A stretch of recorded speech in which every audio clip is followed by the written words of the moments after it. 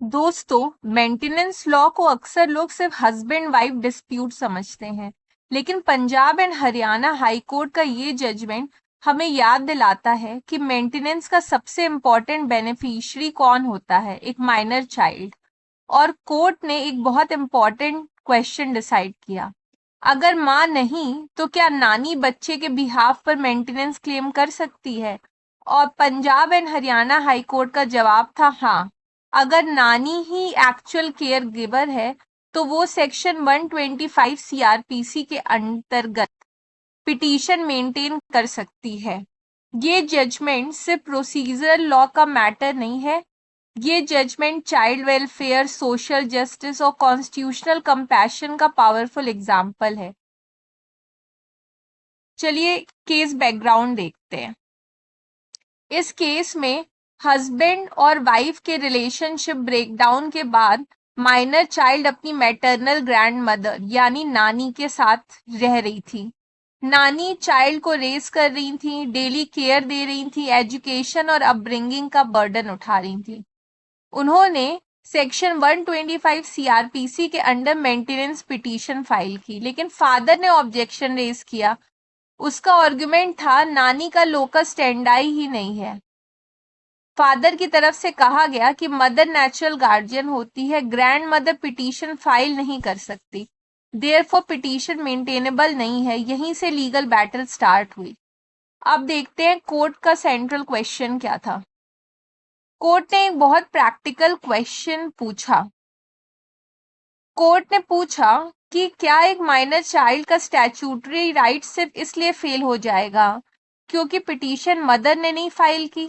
और कोर्ट ने कहा बिल्कुल नहीं। जस्टिस नीरजा के कार्लसन ने ऑब्जर्व किया कि सेक्शन 125 सीआरपीसी को टेक्निकल प्रोसीजरल लेंस से नहीं देखना चाहिए। ये एक वेलफेयर लेजिस्लेशन है, इसका पर्पस है डेस्टिट्यूशन रोकना, नेग्लेक्ट प्रिवेंट करना और वल्नरेबल डिपेंडेंट्स को प्रोटेक्शन देना। Child right is the real right.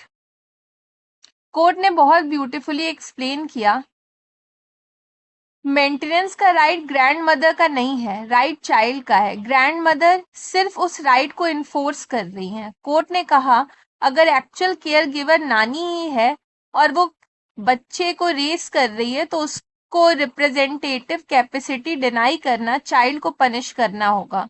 ये ऑब्जर्वेशन जजमेंट का इमोशनल और कॉन्स्टिट्यूशनल कोर था।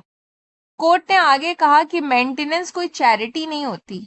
कोर्ट ने एक और इम्पोर्टेंट क्लैरिफिकेशन दिया, मेंटेनेंस का मतलब सिर्फ रोटी कपड़ा नहीं होता। कोर्ट ने कहा मेंटेनेंस इंक्लूड खाना, रहने का ठिकाना, फूड, शेल्टर, क्लोथिंग, कपड़े, एजुकेशन, पढ़ाई लिखाई, हेल्थ केयर, तबीयत खराब हुई, कोई भी छोटी मोटी हेल्थ से रिलेटेड इशू है बच्चे के, और एक डिग्निफाइड लाइफ। यानी सेक्शन 125 सीआरपीसी सर्वाइवल लॉ नहीं है, ये डिग्निटी प्रोटेक्शन लॉ है। कोर्ट ने सुप्रीम कोर्ट का फेमस जजमेंट भी कोट किया, जैसे कि रमेश चंद्र कौशल वर्सेस वीना कौशल, और रिमाइंड किया कि सेक्शन 125 आर्टिकल 15(3) और आर्टिकल 39 के कॉन्स्टिट्यूशनल फिलॉसफी का पार्ट है। अब देखते हैं one times settlement argument. Father ने एक और आर्गुमेंट दिया। उसने कहा कि डिवोर्स सेटलमेंट में ऑलरेडी मनी दिया गया था, चाइल्ड का शेयर भी इंक्लूडेड था। कोर्ट ने इस आर्गुमेंट को रिजेक्ट कर दिया। रीजन मतलब आप एक मुश्त किसी को पैसा दे देते हैं तो क्या उससे मतलब डेली के खर्चे निकल जाते हैं, वो भी एक बढ़ते बच्चे के। एक ग्रोइंग चाइल्ड की नीड डायनामिक होती है, education, health care, emotional, school की फीस तो आजकल आप जानते ही होंगे कितनी हो चुकी है, और डेवलपमेंटल रिक्वायरमेंट कॉन्टिन्यूसली चेंज होती रहती है। कोर्ट ने कहा प्राइवेट सेटलमेंट पेरेंट्स के बीच हो सकती है, लेकिन उसे चाइल्ड का कॉन्टिन्यूइंग स्टैट्यूटरी राइट एक्सटिंग्विश नहीं होता। ये बहुत इंपॉर्टेंट प्रिंसिपल है। Grandmother as de facto caregiver. Court ने सोशल रियलिटीज को ओपनली एक्नॉलेज किया। कोर्ट ने कहा इंडिया में बहुत बार मैरिटल बैकग्राउंड ब्रेकडाउन के बाद मैटरनल ग्रैंडमदर यानी नानी ही बच्चों को रेस करती है, इमोशनल स्टेबिलिटी देती है और डेली पेरेंटिंग रिस्पॉन्सिबिलिटीज हैंडल करती है।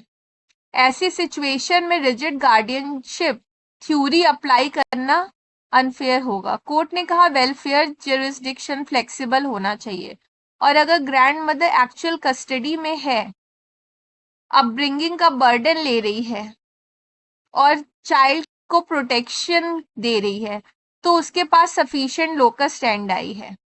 अब कोर्ट की इंपॉर्टेंट लाइन देखते हैं जजमेंट की। कोर्ट ने एक बात बोली, to deny her that capacity would not punish the grandmother, it would prejudice the child. मतलब उसको ये डिनाई करके आप ग्रैंड मदर को पनिश नहीं कर रहे हैं, जो चाइल्ड का वेलफेयर है उसको जियोपर्डाइज कर रहे हैं। ये लाइन पूरी जजमेंट समराइज कर रही है।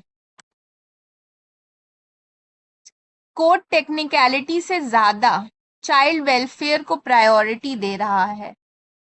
फाइनली हाई कोर्ट ने होल्ड किया कि पिटीशन मेंटेनेबल है, चाइल्ड का राइट इंडिपेंडेंट है, mother being natural guardian is not decisive. Grandmother can main proceeding if she is the de facto caregiver. अगर नानी ही केयर गिवर है तो उनको इसमें क्लेम करने का राइट है सेक्शन 125 सीआरपीसी में मेंटेनेंस।